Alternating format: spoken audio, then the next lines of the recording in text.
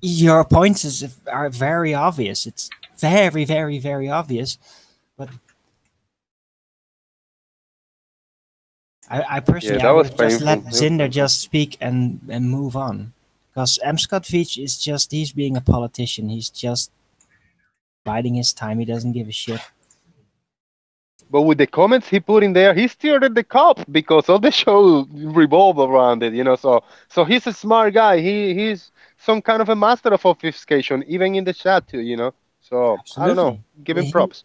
The dude writes scripts, okay? He knows how to Exactly. how to speak. He knows all the roles. They are all him. It's not easy doing it on the fly, though. Oh, Sorry, really? No, no, it is. He has like a lifetime of experience writing characters, so he had time to perfect them, and he makes plots. Okay, he makes plots. He plans with characters. He knows exactly how to bluff and how to obfuscate perfectly. Because Is that's that his Alan B over expertise. here? Haven't heard you, Alan. Hi, Hello. I'm having laminating problems. Laminating the rules for the bowls club. It's working. Thank you for joining, Alan. We needed that. You guys need to relax. You what now? And those dogs. The fucking one is just a nutter. She's gonna get a bum smacked. How's the old gold GoFundMe going, Tony? It's nearly done. You have him. That's good news. Not for you ballers. Well, it is if your spelling and grammar is anything like it is on the thing. If I'm answering on my phone, it ends up being It should all be sorted now. it adds its own words in all by Two itself. switches around the back, we connected to each other. Loads of that. Yeah. So that's called stack switches. So even though it's still connected with no cables there. What the hell? I just heard. What was that? I don't know. It was coming from Alan's end. I kicked in. I don't know what he was playing, but I don't want him playing things. Okay, yeah. Yeah, I got a little out of topic. I'm very disappointed of that 24/7 whatever server they have. I've been a member for a while, and I listen on and off. The other day, I think 2 nights ago, I was listening overnight. I would do overnight shift, so it was in the middle of the night. I was listening, and I think like Mr. Grimm was talking. He was having a nice conversation. He was being respectful, and the guys cornered him. They said like, "Oh, but you think it's a sphere, right, or whatever?" He said, "I don't want to go there. I want to keep talking what we're talking about, some kind of plasma or electric, you know, his forte." They said like, "No, no, no, you're gonna go on mute." Boop, mute. I said like, "What the hell?" Just listening over here. And then they said, "Let's put him off mute again." They kept just playing, muting and unmuting. And then when he said something like, "You guys, I want to just talk to you," they said, "Oh, we're gonna kick you." And they do this. I've seen this pattern. They just don't like one person, or they don't like whatever they say. They say, "Oh no, but the moon or the sun, whatever, debunk flat earth." They say, "Oh, we gotta kick you," and then they keep the microphone and give an explanation. I hate that because I hate the muting people and kicking people with no reason. Okay, they can say, "Oh, Nathan show, Nathan keep muting people and kicking people." No, if you are disrespectful, if you fucking rumpus the hangout, you're gonna get muted. You know, if you start swearing and ad hominem back to back, you're gonna get kicked, you know. But it's not that somebody's gonna get kicked because I don't like you for the first time you came in, you know. I hated it, so I left the server. You know, fuck it, I don't need them anyway. I don't know why anybody goes there. It's full of it's just pond scum.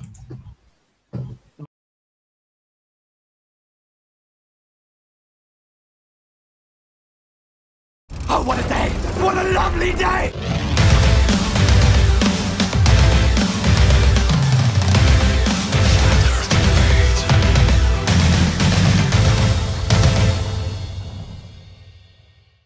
Welcome to Flat Earth Debate. I'm your host, Nathan Oakley, and if you are new to this channel, or you've not done so already, be sure to subscribe and hit the bell notification icon to keep up to date with the Flat Earth Debate. If you'd like to support this channel, there is a super chat that runs alongside each of these shows while they're live, and there's also a PayPal link in the info box below the video once it's rendered. Most importantly, if you would like to join the discussion, simply mute the page you are currently watching, then click the link in the info box below this video to join the panel and express your views on the shape of the Earth. If you do join, please don't swear. If you do, you'll be ejected, and if you are, please don't try to rejoin the stream using sock accounts. You'll be warmly welcomed back on the next stream. Please also share the show. Sharing the show obviously increases the live audience, but this in turn increases the chances of a more diverse panel. So please share the show. And one last time, if you're new to the channel or you've not done so already, be sure to subscribe and hit the bell notification icon to keep up to date with the Flat Earth debate. Now we are joined by Zinder, The Plain Truth, SX, Sleeping Warrior, Oblate Spheroid, Jose, Earth Flattener, and Arwin. Good to have you all. Good afternoon. Yo. Long live Tortuga Earth. No. What's up? We do some housekeeping. Zinder, are you there? Yeah, I'm back. Good to have you. Should we do some housekeeping? The answers are always the same, though, Nath. Maybe not. That's why it's housekeeping. Not always. Okay, Let's we'll keep forgo answers it. for- in Obviously, favour very of the not globe keen at today, all come to on. do housekeeping. So no, I'm not doing it now. Sod you all. So, non-inertial frames of reference compared to inertial frames of reference. Did we get a conclusion on that point?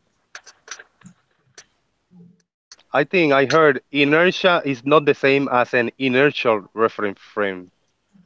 It's hard to have a conversation when they won't come on because they're protesting, but we all know why they're protesting. Hashtag no evidence. Yeah, we got a conclusion. The Earth doesn't spin.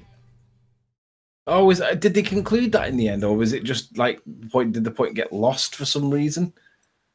I'm concluding it. The Earth does not spin. We have no I agree. Coriolis effect, and we have neutral buoyancy. So these things indicate we're not spinning, and nothing's ever going to show you any evidence. No one's ever going to show you any evidence of Earth spin, because we're not spinning. We're not spinning. You can't say we're spinning unless you can prove it.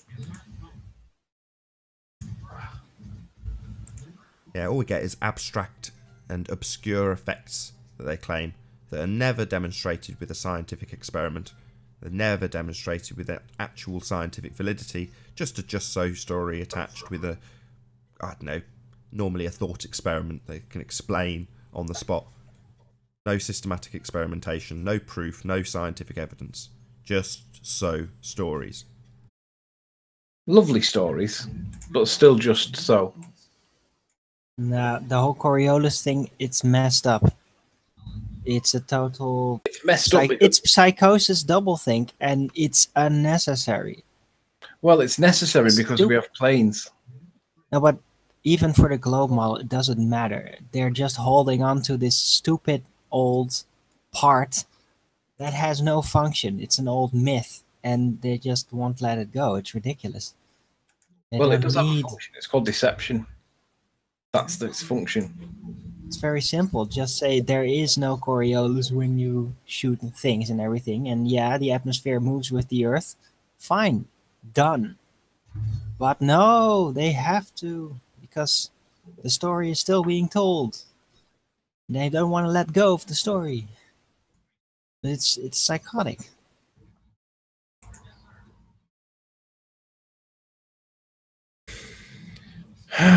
No evidence of curve, Sorry. no evidence of rotation, but they all believe it anyway. Do you want to read Defun NASA's comment? Yeah, Arwin, like you hold to gravity.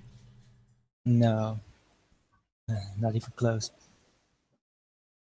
Listen back to one of the old debates last night, just played on autoplay, and I heard Arwin say, that argument's as weak as my argument for gravity. Yeah, sometimes I'm in a funny mood. Arwin, I have heard you this last couple days. I heard you this last couple days mentioning something about the displacement of the ether, something like that. What do you mean when you say that? The rotating of the ether.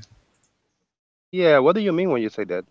Well, it references to the gyroscope, you know, the laser gyroscope thing. Oh, okay. So you're taking the stand of is the ether, rotation of the ether. Eh? Yeah. may possibly even correlate with the star rotation with the globe of the heavens. But yeah, it's no direct linking up yet. But yeah, it's Yeah, very but interesting that that's it's happening. still choosing one side pretty much, but it's not necessarily have to be either or, right? Yeah, I know. That's what I said. There's no direct linking it yet, but it is very interesting that it seems to be happening. Both things. It's very That's fair coincident. enough, unacceptable. Mhm. But yeah, you know what? Earlier on, with gravity and everything, yeah, my arguments were kind of weak. But guess what? I've learned a lot. And I basically rememorized everything I learned about physics in high school, just getting it back, retrieving it, looking So, things up. when you say you've learnt a lot, what Yeah. specifically have you learnt? Well, I relearned physics, pretty much. The Should foundation, have looked at everything I learned evidence. in school, and now with the new insights to basically guard me for traps, like Oh, and you should have learnt mathematical evidence. traps. I know what each thing really is, what it stands for. Like the Oh, whole forces opposing forces thing, that's a construct. It's a conceptual thing that works out. It's like a mathematical tool to conceptualize it. It's not literal, it's an oversimplification because the reality is much more complex than that. That's just one example. When your weaknesses are not in with the science, you understand the science. Your weakness is what you accept as the evidence that proves points. Like most ballers, they don't understand what evidence is.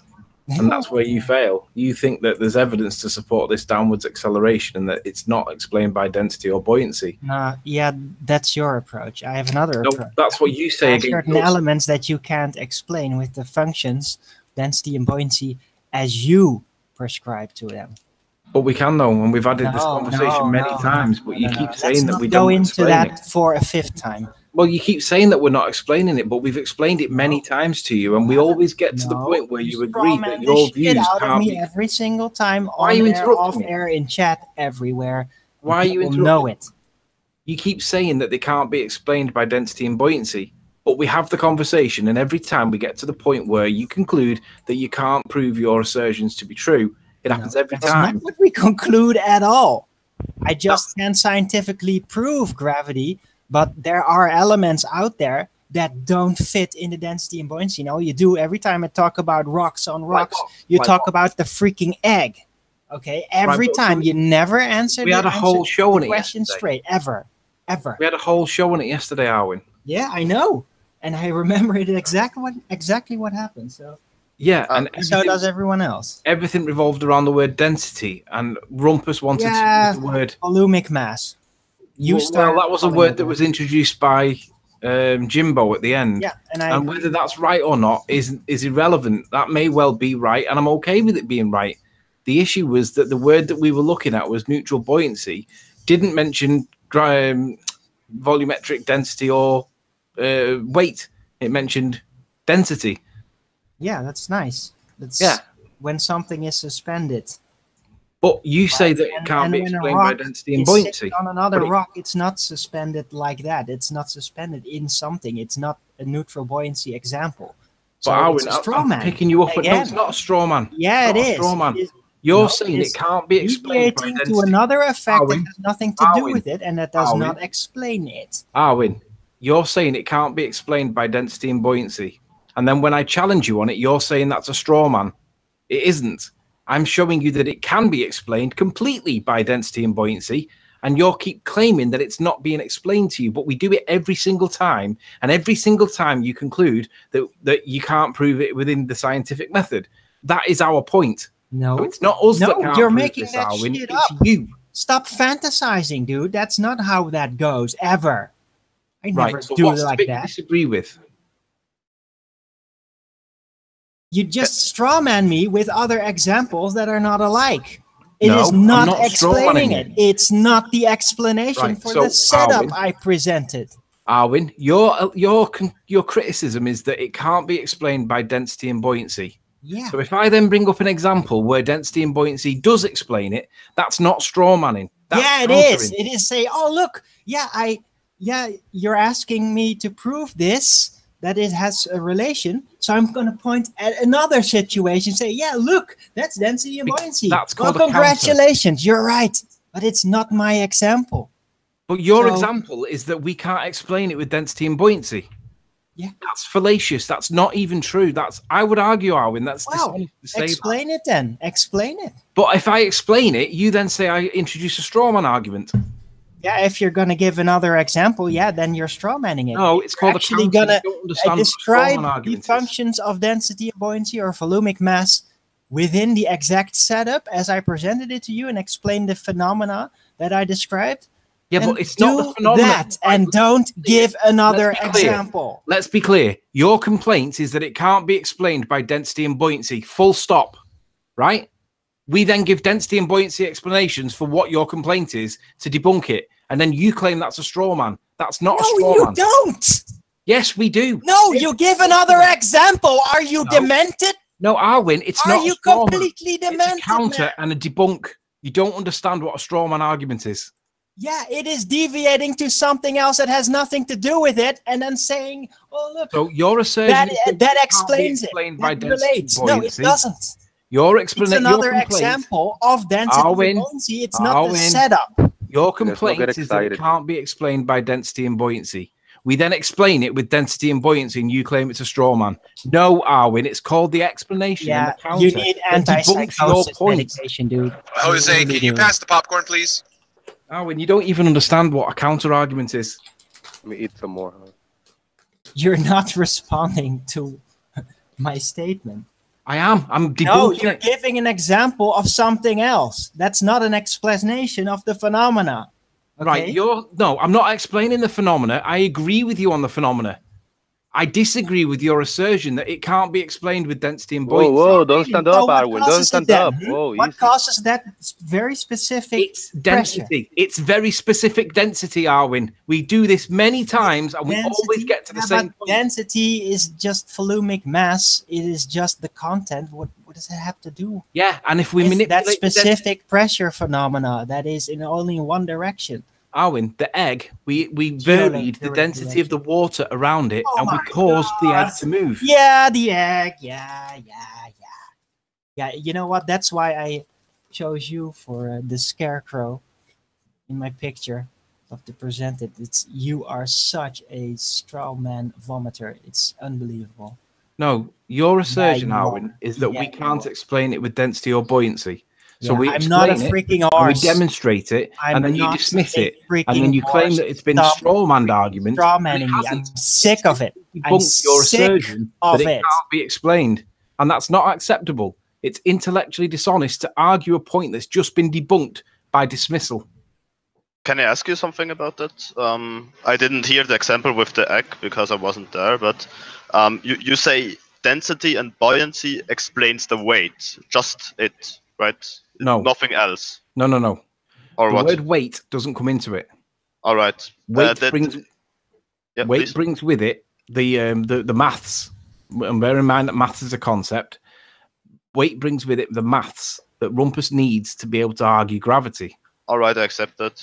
But you say density and buoyancy explain alone why we feel a certain pressure towards the ground, right? So when we just do nothing, just standing. But in this context, I'm addressing only Arwin's complaint that density and buoyancy doesn't address his phenomena. Okay. But it does. No.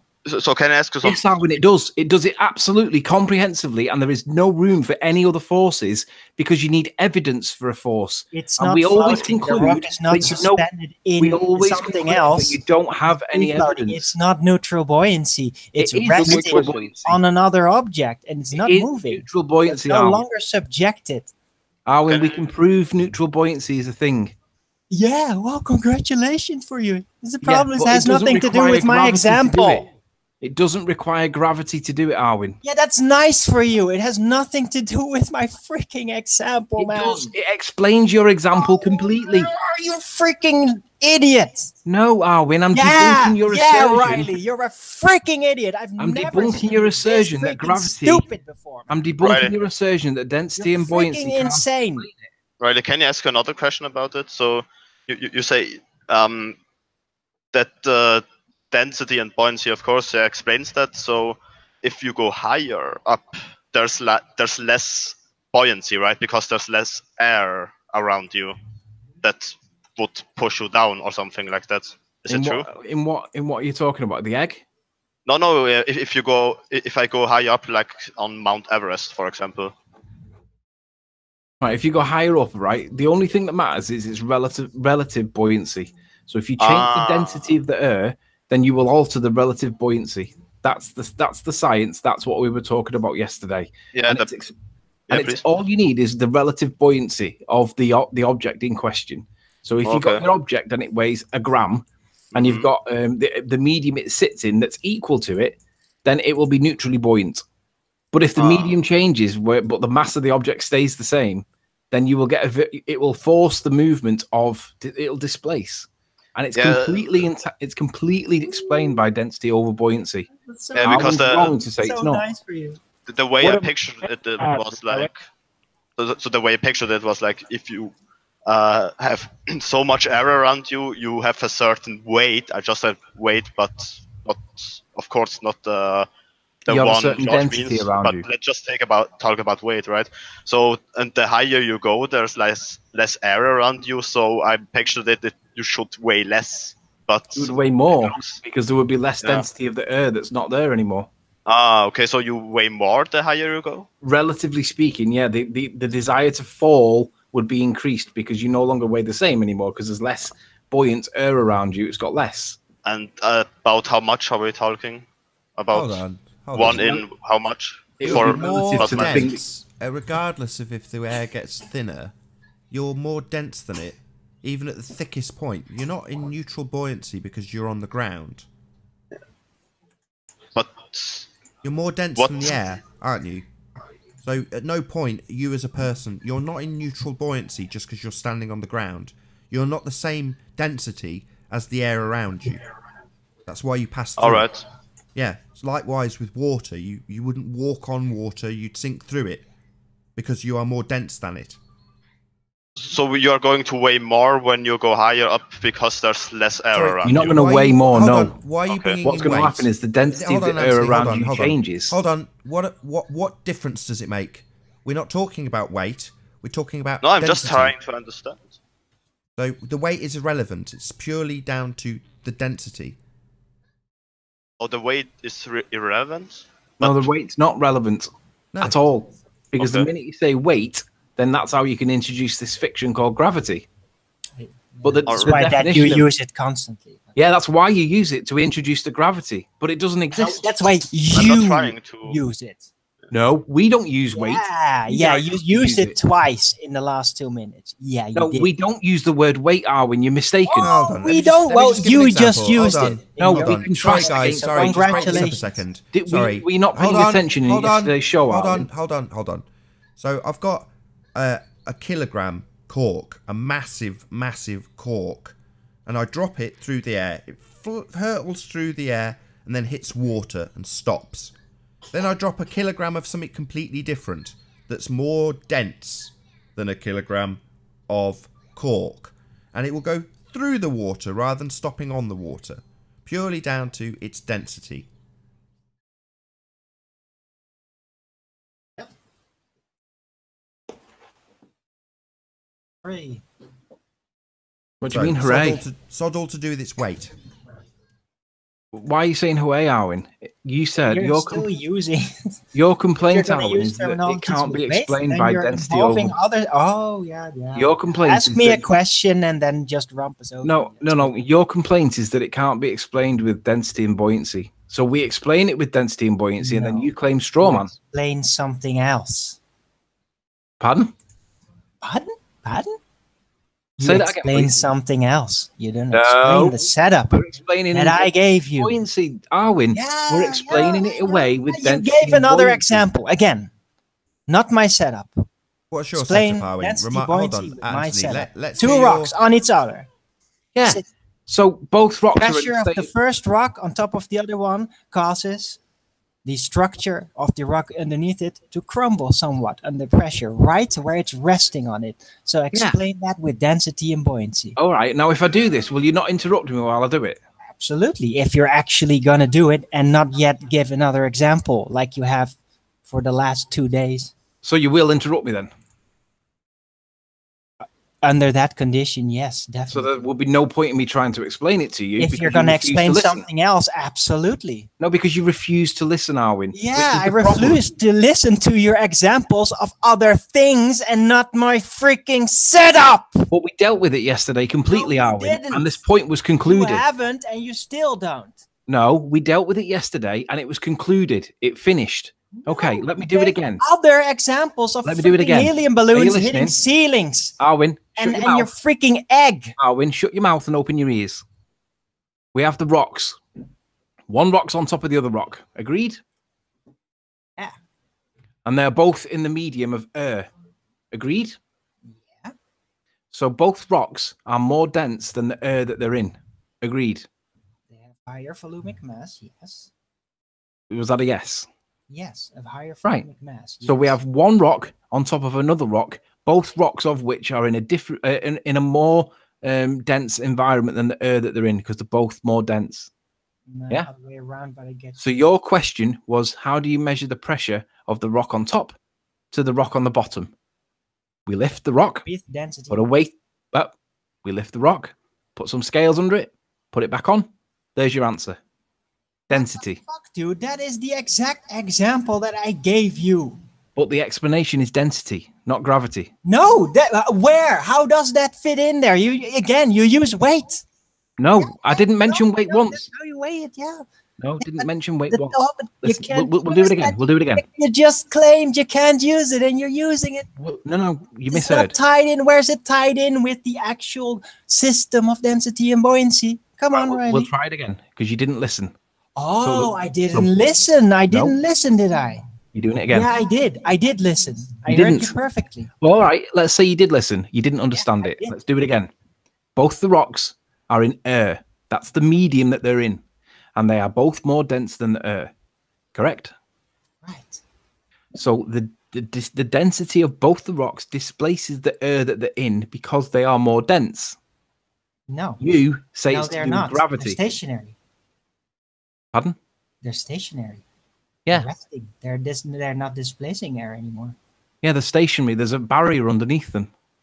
Yeah, that's right. Nathan described not displacing it as air anymore. The air is not moving yeah. because it is stationary. Right. So Nathan described that as resistance yesterday. Do you remember? There is no displacement. I asked you a question. There is no displacement. Hang on. I asked you a question. You need to go through this, Arwin, so you get it. Nathan described it as a resistance. Do you remember yesterday? Resistance? Yeah. And Rumpus said, no, it was a force. It was a force that was pushing back up. Do you remember? That's a discussion between you guys. I didn't keep track of that all because it was insane. Okay. And he went all into the theoretics, and I don't agree to that. It's not necessary. I'm not doing that right now. Okay. I'm doing it in your way, and you keep deflecting. I'm trying to get a word out, Arwin. So we've got both the rocks, and they're both in the medium of air. Both the rocks are more dense than the air, okay? Your criticism is that density and buoyancy don't explain this. Is that correct? It doesn't explain the specific pressure that the first rock on top of the other rock is going to cause locally where it's touching the other rock. It does. No, it doesn't. The rock on top is in the medium of air, and the rock itself, its own density is greater than the density of the air that it's in. So the downward acceleration force is caused by the mass of the object that's being put on top of the other rock. If it was gravity, then you wouldn't. If it was gravity, you wouldn't be able to prove it because you would need to do what gravity tells you, which is whichever one you're going to bend space-time or get another planet and put it above it. No, you don't have. But what we can do, I don't. What we can do is alter the density of the environment that the rock at the top sits in, and we can make that rock move just by changing the density. Yeah, that's right. You can take away its resting point, but yeah, currently it's still sitting in air. Still sitting in air. Yeah, but there's no motion taking place. It's already because it's sat in air. So how does actual buoyant effects take place in its stationary setting? There's no displacement. You have to change the air. You have to make. What's causing that specific pressure? Its density of the rock. Exerting on the other rock. Its own density. That's what's causing it. How really? So you ascribe to Newtonian gravity then? No, I didn't say anything about gravity. I said its own density. That's exactly what Newtonian gravity is supposed to do. It says, the density, the mass causes some kind of force. In this case, crushing, pushing. Sorry to interrupt. Sorry, Owen. If you want to know what a straw man is, this is that. Yeah, I didn't mention Newtonian gravity. Riley, you did actually mention it, but. Pardon? Hang on, so we'll just wait a second. So can I show you a video and ask you if this is explained by density and buoyancy? This vacuum thing in the vacuum chamber, the feather and the magnet dropping at the same time. So what we're going to say there is that the relative density of the magnet is not altered enough by changing the medium from air to vacuum. You're not going to notice any difference. Medium. So you achieve neutral buoyancy when you are equal to the medium. So what you're saying is, let's remove the medium. Well, why? I was just going to ask if it does explain it or not. No, it doesn't explain it. Okay. We're in air. Right. Sorry, I'm asking a question. Why would you show us in a vacuum? When is that ever experienced by anybody ever? In this case, it's experienced by this chamber. Yeah, you can do it by yourself, by the way. In the real world, other than in this parlor trick, where does that ever come into factor in real life? Ever? If you build a vacuum chamber, it comes in real life. His point's Other valid. than in the parlor trick, when does this occur in the real world ever? Other than the parlor trick that you have created? To be fair, on Earth, never. Nathan, to be fair, you are being harsh. When we're talking about buoyancy and density, we're talking about relative states in a medium. So by removing the medium, what does that prove when we're talking about density? Nothing. Everything's more dense than nothing. Because there's no medium. I didn't want to prove anything. I just wanted to ask if it explains this too. And I wanted to know why it explains it and how it explains it. Right, the answer is no. The answer is no. Part of density and buoyancy is about the medium that you're in, and you're removing the medium. So what use is that when we're talking about relative states and the mediums they are in? I.e. atmosphere. When you drop something through atmosphere, if I drop a feather, it's more affected by the medium than a bowling ball. But if you remove the medium, then they're not affected by a medium anymore. You don't have a medium. You've got nothing. A vacuum. So why does it fall? I don't understand. Because it's the feather's got a density, and we'll call the value 2. Density does it. The air that was in the chamber will give that a value of 1. Yeah. So the feather will fall. But by removing the air, you've just left the stuff that's in the vacuum now that's basically now a 0, but you've still got the feather, which is still got a value of 2. So it still falls. So each, let's say each gram of density, I just call it grams, just to make my point. Each gram of density that's a weight measurement, has its own velocity stop. towards I've got to the stop ground. you. No, you don't give it you don't attribute a weight value to it. So if I've got a kilogram of cork and I've got a kilogram of lead, one drops, and when it reaches a different medium, the one that you're trying to remove in a vacuum chamber, i.e. no longer the medium air, but the medium water, one, which was formerly travelling through the thinner air, stops at the water, the cork. The other carries on going because of its density. Sod all to do with its kilogram attribute, sod all to its weight. Can I ask you this another way, Riley? Wait, please. So each millimeter or each cubic millimeter of, let's say, gold has its own velocity towards the ground. Yeah, it has its own density. It's stationary. It's always the same. Mass per volume, you mean? Right? So the density. Gold has its own density. Yeah, gold always has mass per unit volume. So the density.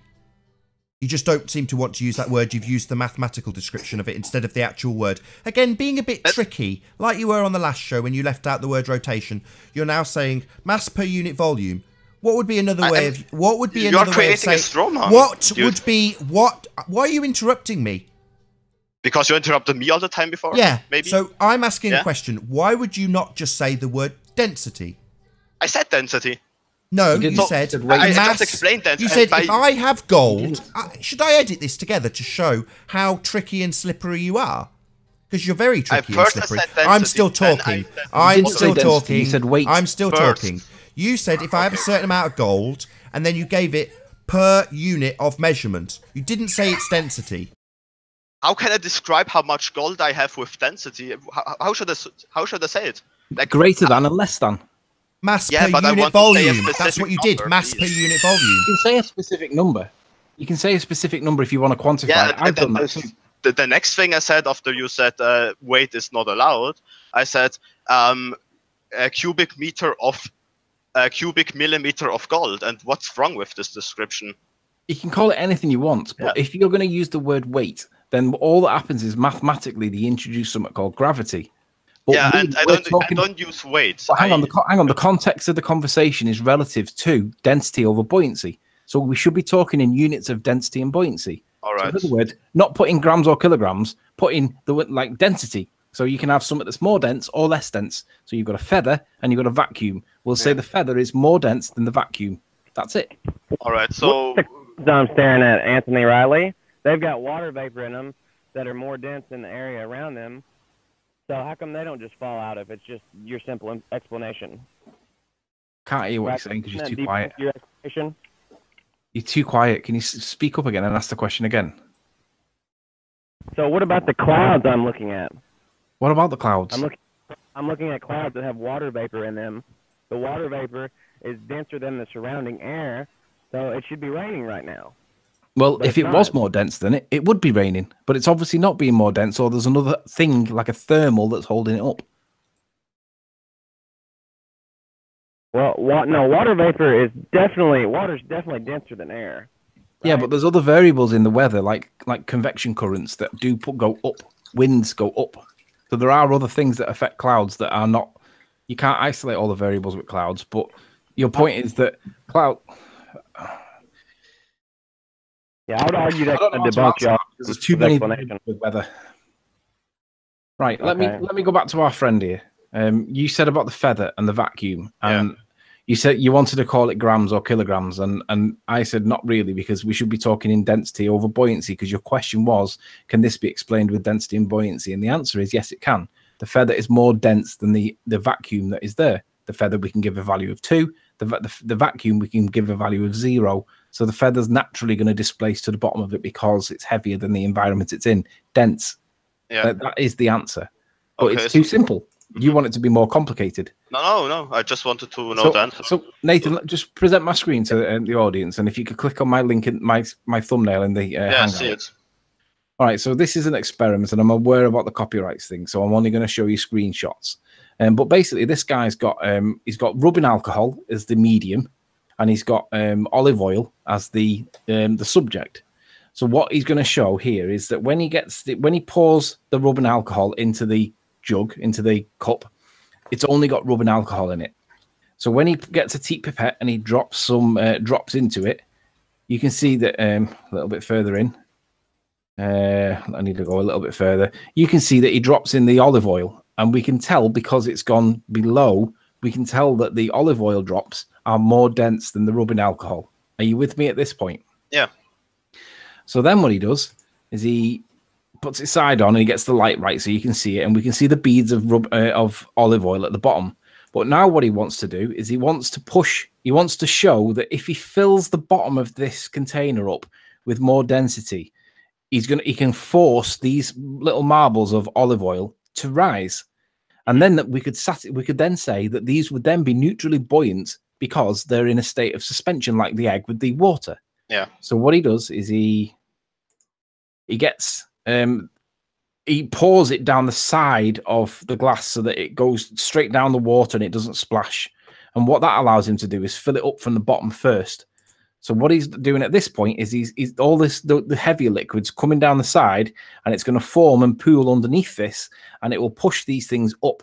So bear this in mind, Darwin, when you say that it's always down, because it's not. This is what this guy is now doing, is showing that it's not. This is going to make these things move up by changing the density of the environment that they're in. So they're beginning to go up now.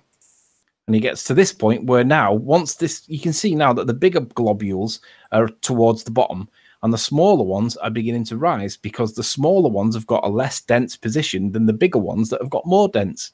So they're beginning to get a little bit higher. But the thing that he's poured down here sits along the bottom here because he's only poured enough in to lift them off the bottom. So if gravity really is a thing, then where's the downward acceleration force? Yet we've just manipulated the medium in which these beads are sat in. We've increased the density underneath them, which has forced them to rise up. That's called buoyancy, right? Force? But when Arwin I don't know. Yeah, well, I can. Hang on, but when Arwin says, a different way, it's very easy. Hang on, when Arwin says that there are things that can't be explained by density and buoyancy, and we've just done a demonstration of it, which he's now going to call a straw man, I'm going to say this can't be explained by gravity. It can. Yeah, it can. Pressure. That's what actually. We haven't changed. That's why gravity is incorporated in the pressure. actual density and buoyancy formula. It's pressure. We the material surrounding it.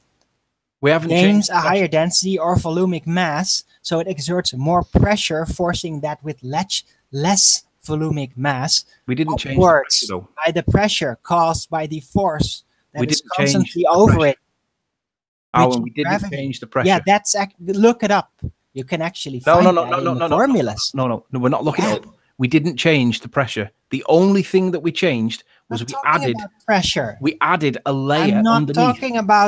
I'm not talking about that kind of air pressure. The pressure didn't increase in the glass. Correct. I'm not talking about container pressure. I'm talking about material pressure. But I'm dealing with 2 points here. One is to demonstrate density and buoyancy, and that's what I've done. The second point Good for you.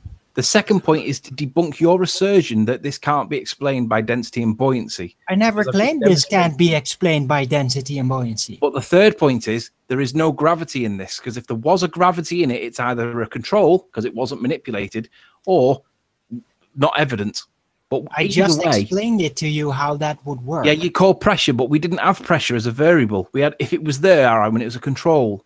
Yeah. That's right. Density and buoyancy don't standard require it in the modeling of it. But when you look back to the official formula, yeah, there it is. So pressure wasn't a cause because we didn't manipulate it. It was a control, right? Or not present at all. You're talking about a scientific experiment all of a sudden? We're talking about causing the movement upwards, which you claim can't be explained by density and buoyancy. I never claimed that about this setup.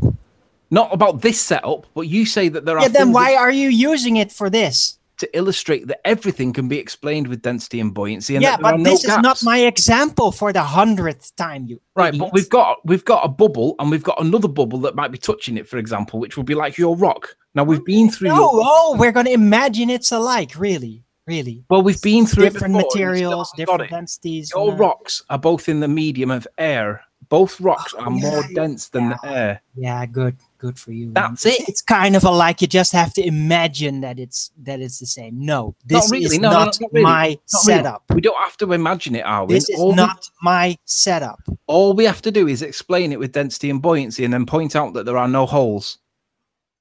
Good for you. This is not my setup. This does not explain my setup. So can you give me an example where you think that density and buoyancy can't explain something? Yeah. Go on then. One rock. Right, I've just explained how on another. No, you didn't. No, yeah, I did. An example of something else. It's called both the rocks are in the very good at it. Very fluid. No, Arwin, both the rocks are in the medium of air, and they are. It has nothing to do with the medium. They are stationary. They are no longer moving. Stationary. You're right.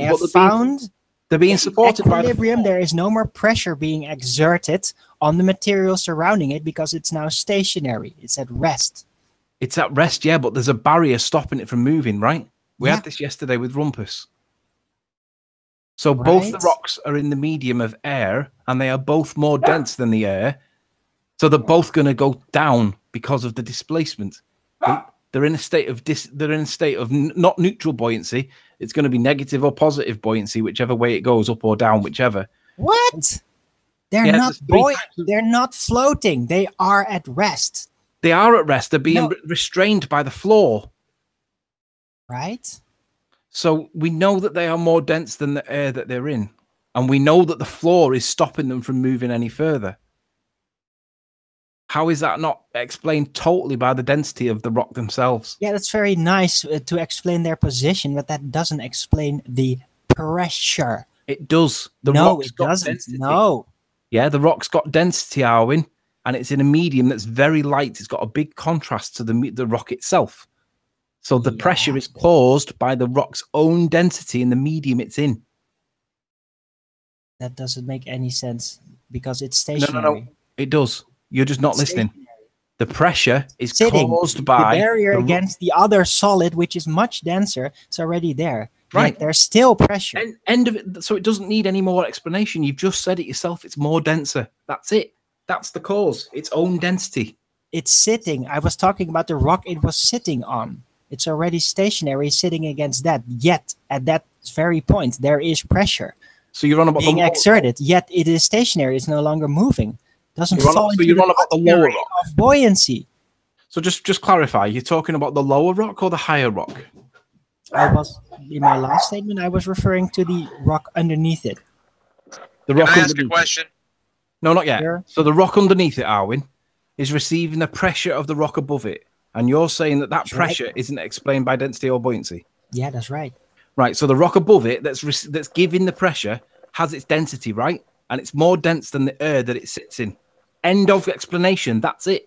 No gravity is required. It No doesn't pressure. explain it at all. It's stationary. Can I ask a question? Where's the pressure coming from? It's density.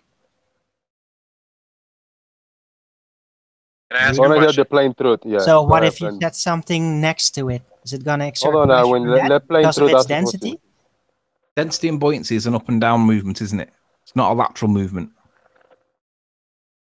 No, it's relative according to your principle. It is relative, but it's a relative. Yeah. What you call a downward acceleration force is actually density. No.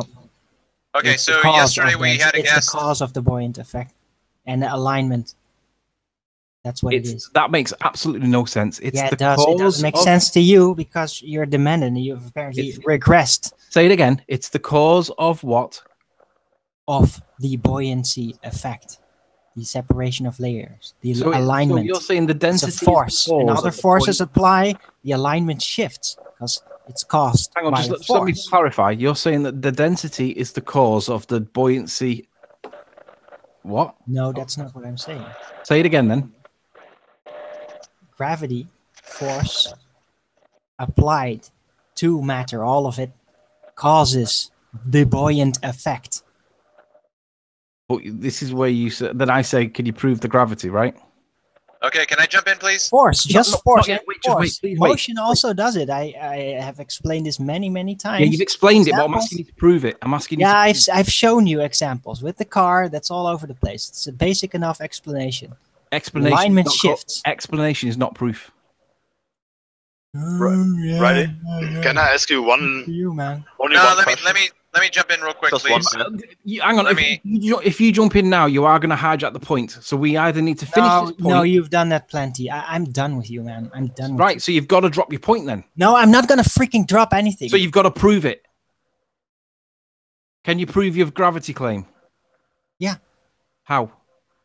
The pressure from one rock on the other. But we've just explained. No, that you gravity haven't. is causing the Claim it. pressure. You haven't. We've just explained. No, you haven't. You just Stop insert something that's not actually Stop within the interrupting. concept of density and buoyancy. It You is, just insert it in there. Say, oh yeah, this is part of it. No, No, it is. find me the freaking quotation. Arwin. I'm Find it. explaining to you I'm very sick of simply. you. I'm sick of rock- you. The rock has its own density, and we know that the air it's in Not is. within the concept. It has is. That's nothing to exactly do with within the buoyancy concept. I'm effect. using the word density because we know that Doesn't rocks have density. Explain local pressure from stationary Yes, it objects. does. It's No, not it doesn't. It causes the. Find the quotation for me then. Shut up in the You want meantime. a citation of Find the what? quotation and shut up. Okay, so what rock should we call it? Granite. Should we call the Density rock? buoyancy concept. No freaking video. Density buoyancy concept. Explain look up the pressure from a stationary solid object onto another stationary solid object. Right. Go Okay. ahead. So here we go, Arwin. We've got the density of air has a value of 1.225 kilograms per meter. Is it meter squared? Meter squared, yeah. Oh, And then we have like wait, cubic meter. That's hilarious. And then we have the density of granite, which is 2.75 grams per centimeter cubed. So one is bigger than the other. That's your explanation for why one rock's creating a pressure on top of the other rock. All within density. No requirement for anything more. But if you're going to claim there's more, I want to see proof. Riley, can I ask you just Density of granite. one thing? This is what does You're this gonna have claim to? it's This is gravity. just general stuff. No, this is called density. No, this is not the density and buoyancy formula. This is not the concept. Bring the actual concept. We have Actually incorporates density and buoyancy officially. So we have the density of air at one value. It's No, you're giving an example, not an example of things. The actual formula. The actual formula. The actual thing. No, the actual Arwin. official system. Arwin. Get it. Get It's it. the relative. No more examples. Arwin, Get it's the the relative. freaking formula. Arwin, it's the Sick of relative you. density of the Arwin, two. shut up, bro. You. Playing through it. The I want to hear formula. you. No, it's not formula. It's relative densities, Arwin. One number. Whoa, let me stand right here. Piss He's off. standing up. Oh, he's getting closer to you. Sleeping. Oh, go away. Okay, Arwin. All right, sit down. Chill. All right, playing through. Go ahead. Done with the shit. Okay, so yesterday we had our guest come in who was the engineer, and he was discussing how he takes into account gravity when he builds a bridge. I believe he was saying building a bridge, right? And we said, okay, now build that bridge without gravity and taking into account. So my question to Arwin is, okay, just take gravity out of your equation right now. What would happen to those two rocks? What would happen to those two rocks without gravity? They would just rest on each other. Nothing would happen because they would be at their equilibrium. Okay. Because weight is not incorporated in the density and buoyancy concept, as you guys constantly speak out and complain to other people about when they use the terminology. Oh, yeah, but you do it yourselves constantly and just randomly insert factoids out of nowhere into a formula, and yet you refuse to actually bring the formula forth and just give examples and listen, more strong. Arwin, your nemesis is gone, so you don't have to talk to us like he's here. I just want to say, speak it out. For the record, Arwin kicked Sleeping Warrior, so Yeah, I know. that's fine. I'm just saying. But what I wanted to say earlier about someone said that water is heavier than air in clouds. I'd like to read something. A glass of water weighs more than a glass filled only with air, but humidity is water vapor, not liquid water, and water vapor molecules are lighter than the molecules of nitrogen and oxygen that make up approximately 99% of the atmosphere.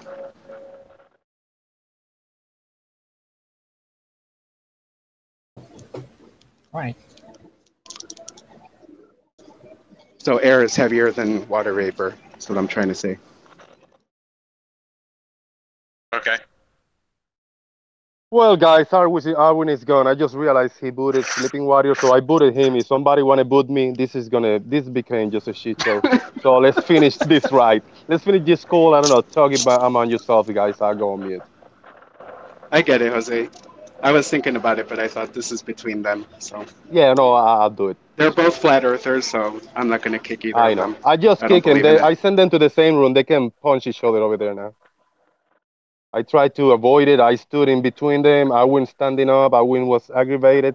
So now we lock them in the same room. Now they can talk and do whatever they want over there.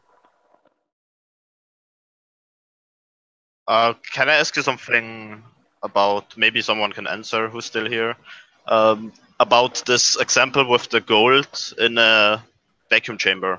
So if you let it fall, let's say a cubic meter of gold. No, it's too much. Cubic millimeter of gold. You let it fall, and it will always fall at the same speed, no matter what, in a vacuum chamber. Do you agree with that? Well, how large is your vacuum chamber? How much distance do you need to have an acceleration? It always accelerates, no matter what. Okay, you can have like 1 meter, let's say, or 3 feet, I guess. Yeah, 3 feet. Yeah. Okay. Height. Okay. So it will always fall at the same speed and accelerate at the same speed, right? So it has an acceleration. Okay. And then if I want to disprove gravity, the only thing I have to do, because gravity claims that the gravitational pull of the Earth is different on some parts of the Earth, would be to take this vacuum chamber and place it at the region where gravity is higher and see if the objects fall at the same speed or not as at the other part of the world. That would be the only thing I would have to do to disprove gravity. Can you agree with that, or do you disagree? Well, that makes sense what you're saying. Have fun. All right. So I would have to find, because I don't think there are some experiments about this on the internet, but I have to look. So I would have to do it by myself, I guess, which would be kind of complicated, but it would be possible. It just sounds like another Cavendish experiment to me, where you're trying to prove something that is not going to be provable. You're going to have. Are you sure it wouldn't be provable?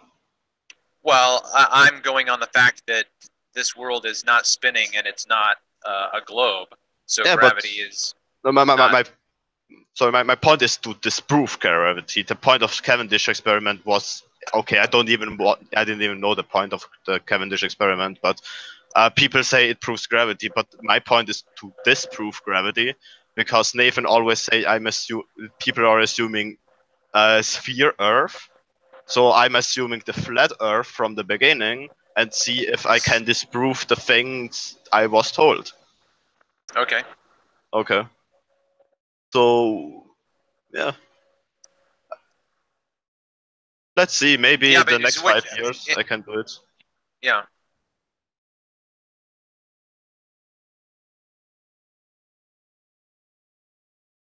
What you're going to be doing, though, in my mind, is simply all you're going to be doing is extrapolating out the theory of gravity, and postulating the same thing that we've talked about. That if you were to take an ounce of gold and go to where there's better not gold, dude. I'm not that rich. Huh? I'm not that rich. No. What I meant is iron. Let's take iron. It's better. What I meant is that if you go to a certain location on Earth where that gold will weigh less because of the less of the centrifugal force, then you go someplace else. That's the same idea. All you're doing is turning it on its head. But to make this experiment easier, I would have to take a scale instead of the vacuum chamber and go to sea level, where the air pressure is always the same. So I would have to measure the air pressure, go from, let's say, from almost North Pole to the equator and do this again.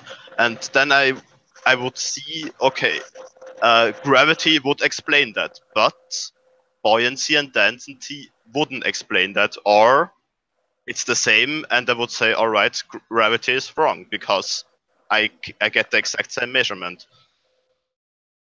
So I don't see a problem with that experiment. Except for time and money.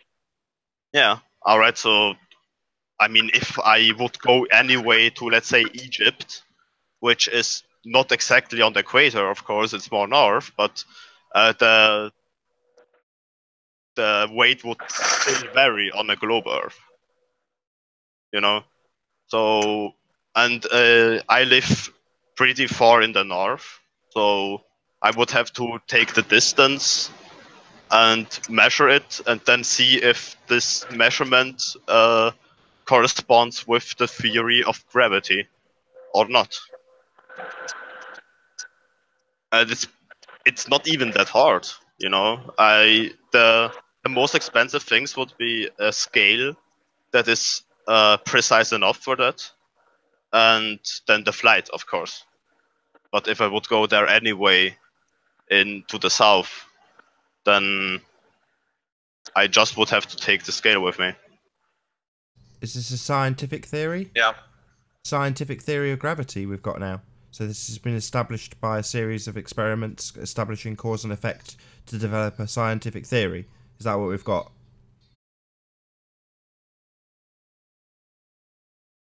I'll give you a hint. No, it's not what we've got. This isn't scientific theory. I'm not assuming that gravity exists. I just want to disprove it or prove it by this thing I just said before. What you said you've got a theory. I just said I just said I want to disprove the gravitational theory or want to prove it for myself. Oh well, there's no need. This isn't science. This is just pseudoscience bullshit, made up mathematics only. You know the way you would establish gravity is a. Yeah. Oh right, my bad. I didn't think I'd left you long enough gap for you to assert your nonsense and talk about pseudoscience. This is not a theory in science. Well, I mean, it's pretty irrelevant because like 99% of the human race believes in gravity. So it's what? something pretty relevant to try to disprove or to try to prove for myself. Wouldn't you agree with that? Okay, that's an appeal to consensus. That's an appeal to consensus. Yeah, but I just told you the reason why I would do that.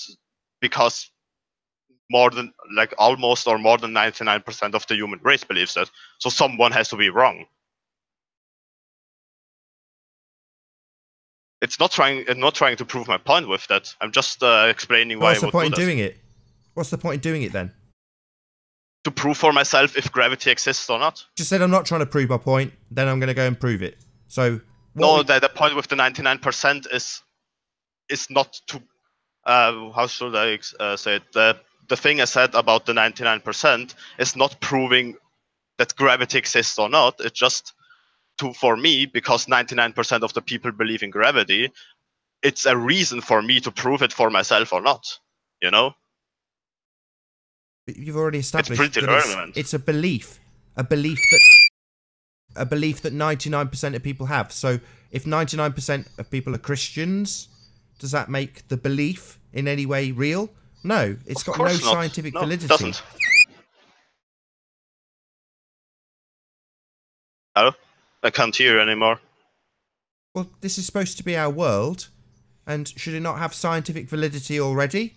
If 99% of people believe it, why would you as a layman need to go out and do anything? Should it not have science already? Well, if I don't believe in what they say... We're not talking about beliefs. Partly I don't. You're getting confused again. I want to prove it for myself. That's why I'm interrupting. We're not talking about beliefs. We're talking about reality. That's why I don't care what 99% of people believe. Yeah? I don't care either, because I want to prove it for myself. Right.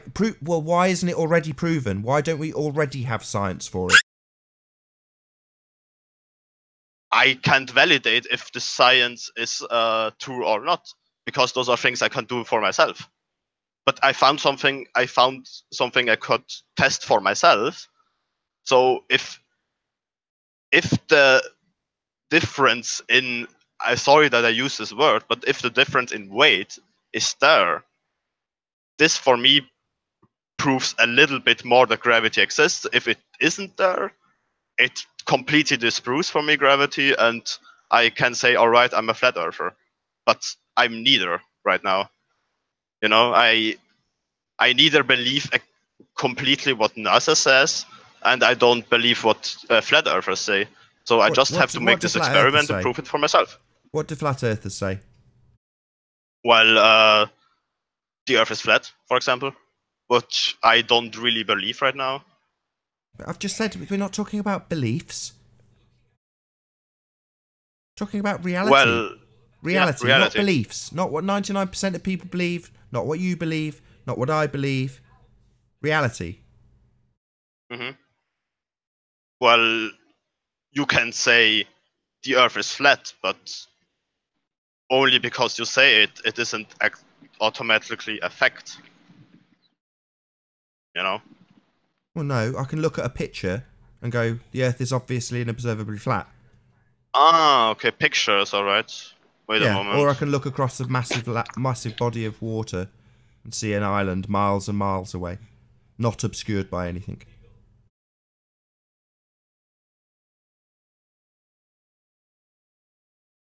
So I've seen some picture that also show a little bit a curved horizon. So I mean a little bit curve at the horizon. Not from NASA. For example, I'm going to search some of those, then I can show you.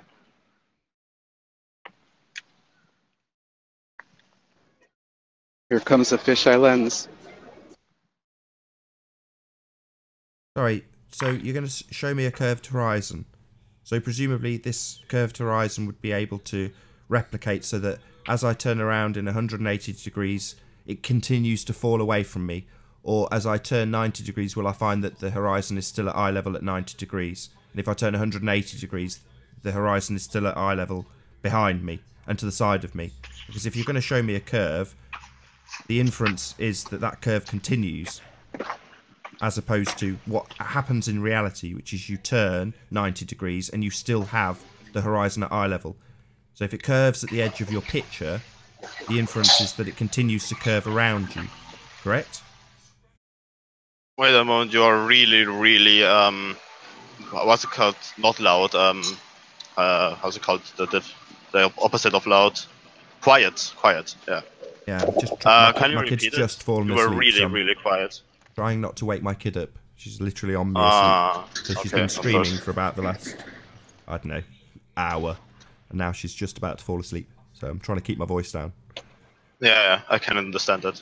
So, yeah, that's throwing me completely off. I've even forgotten what we were talking about. What the hell was the subject? Wait, I'm going to put the volume a little bit up so I can understand you better.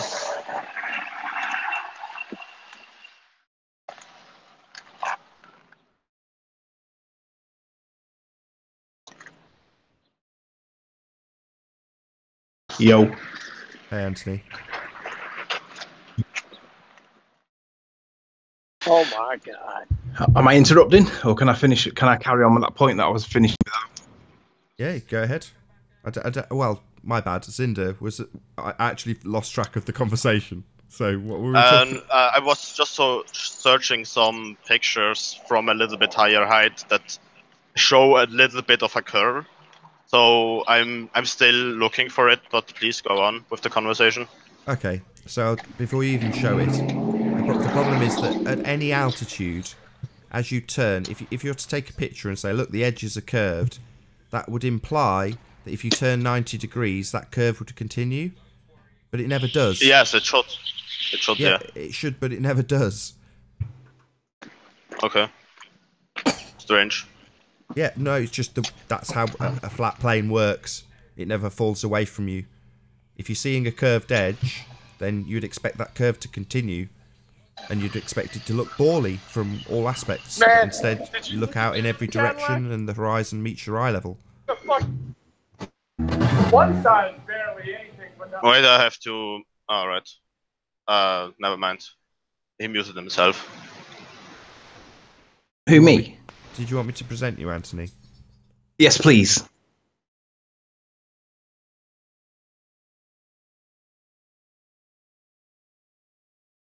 Are we on? Not yet. Now you are. Okay, so before Arwin kicked me for being grumpy, basically for destroying his point, I'm just going to summarise what Arwin's position was with regards to a rock on top of another rock. And I'm going to use a video that's on my channel entitled Gravity Requires a Physical Force to demonstrate it, because it's really easy to demonstrate. We see here liquid mercury. It's got a density value. You can Google it and you can research it yourself and you'll find the same answer that I did. And he fills up a bucket because it's a liquid form. It needs to have a container. You know, a bit like our atmosphere. It needs to have a container to hold it. And all he does is he fills up the container with liquid mercury. And then what he does is he gets the rock. This will be the second rock for Arwin. And obviously, Arwin's point was that one rock is going to be placing a pressure on the other rock. And that can't be explained by density and buoyancy. So when he puts the rock on top of it, we can see that the density, the absolute density of the two products in this case. We've got mercury and we've got steel, which would be the anvil. And when we get, let's get to the point where I put this. Basically, you can see them out. So the relative density of mercury is 13.56, but the relative density of the steel is only 8.05. Now, I didn't put the units on because it confuses people, because everybody wants them to be kilograms or grams. They had a different unit, but in density, it does have a different unit. But because one's 13.5 and the other one's 8.05, we can tell what's going to happen, right? Even though steel's heavy, we know what's going to happen. So obviously, when he lets go of the steel, it floats. So this is essentially the rock on top of the rock for Arwen. I know that one's liquid and it's not exactly the same, but it's a pictorial way for everybody to understand that one of the rocks is, like, in this case, 13. That's its density. The other rock is still heavy, but it's a little bit smaller, so that sits on top of it. And that's got a density value of 8.5. But both of these items are in the same medium as what the rocks are for Arwen. They're both in air. So it's a good example of how density and buoyancy explains completely what Arwen's asking me to demonstrate, which he then calls a straw man and then loses his temper and kicks me. But it doesn't change the facts. One rock can be 13.5. Other rock can be 8.05. The pressure that's on top of one another is caused by this 8.05, and it's not bigger than this number. So yes, we can explain everything with density and buoyancy.